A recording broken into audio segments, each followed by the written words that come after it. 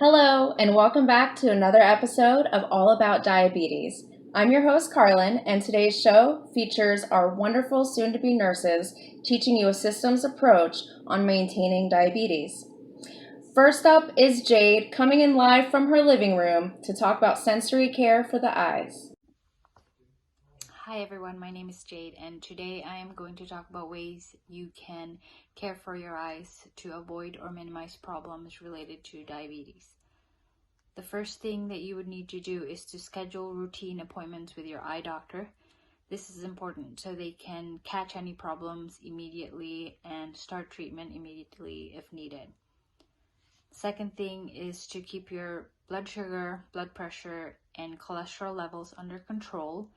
All these can lead to damage to the blood vessels in your eyes, so keeping them controlled will help prevent that. The third one would be to eat well, to move around more, and quit habits such as smoking can contribute to an overall healthy well-being, control of blood sugar, and thus can help blood vessels in the eyes stay healthy. And the last thing would be to get medical help or let your healthcare professional know as soon as you have any or all of these symptoms: blurry vision, black spots, loss of sight in one or both eyes, and flashes of light. These are important to watch out for and to let your physician know as soon as possible. And that is it. Thank you. Thanks, Jade. And next up is Marcia to talk about elimination. Marcia? It's Marcia, and today I'm going to be talking to you about diabetes and how it affects your renal function and steps that you can take to prevent this. A major complication of diabetes is known as diabetic nephropathy, which is a major cause of end-stage renal disease. This happens when damage is done to the small blood vessels that supply blood to the glomerular of the kidneys, which happens as a result of hyperglycemia.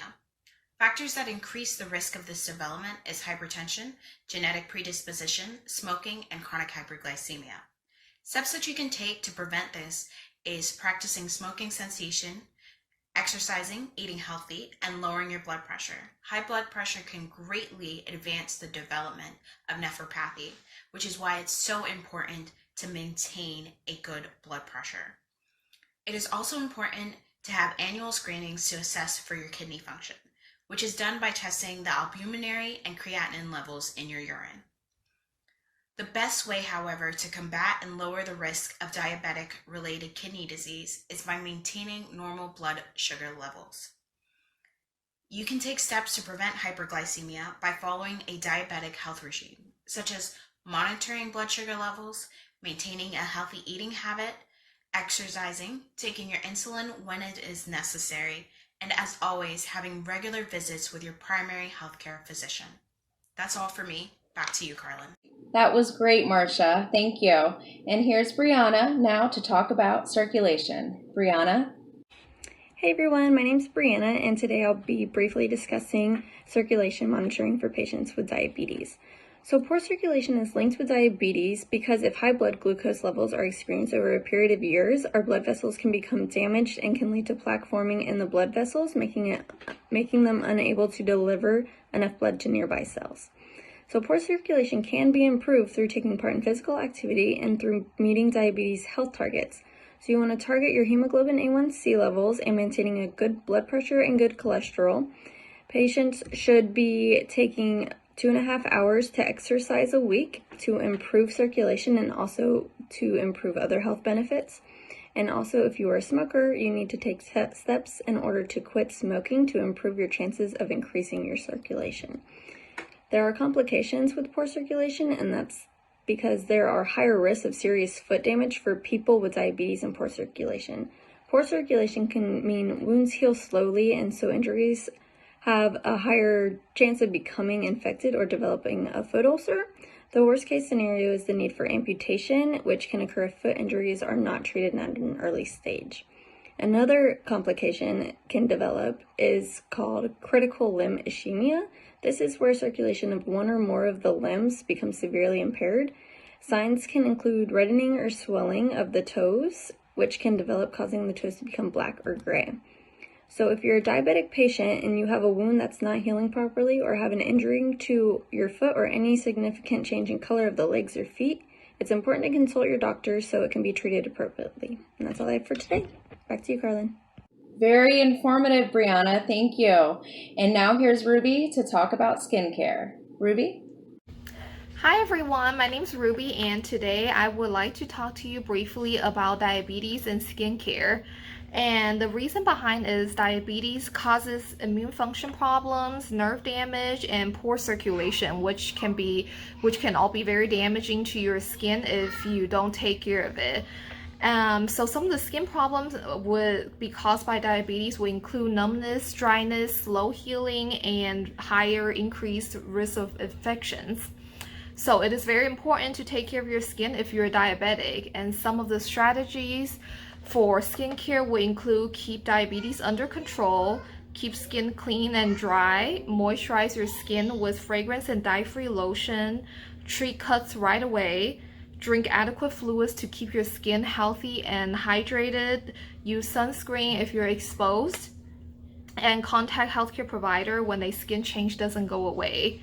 So another thing about skincare that diabetic patients must pay attention to is also foot care, and the reason behind is the poor circulation and the nerve damage that diabetes can cause is very bad for your feet, because a lot of times you don't feel anything in your feet if there's any damage.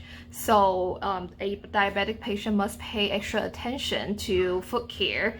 And some of the things that you want to do is inspect your feet daily, bathe your feet in lukewarm, never hot water, moisturize feet but not between the toes, cut your nails carefully, wear clean dry socks and change them daily, keep your feet warm and dry, never treat corns or calluses yourself, do not smoke, never walk barefoot, and get periodic foot exams.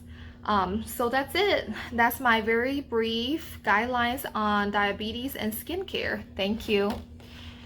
Thank you, Ruby. And now let me reiterate the importance of foot care for the diabetic patient. So controlling your blood sugar levels is key to being a healthy diabetic. If it's not controlled, the high sugar level can lead to nerve damage in the feet and legs, resulting in loss of sensation, also known as peripheral neuropathy. Any trauma to the foot may not be felt and could lead to more severe problems such as ulceration. So it's very important that you inspect your feet daily. It's also important to wear the right type of shoes. So safe footwear must not be slip-on shoes or sandals. You need to fasten them with laces or straps or Velcro. This is important to allow for swelling.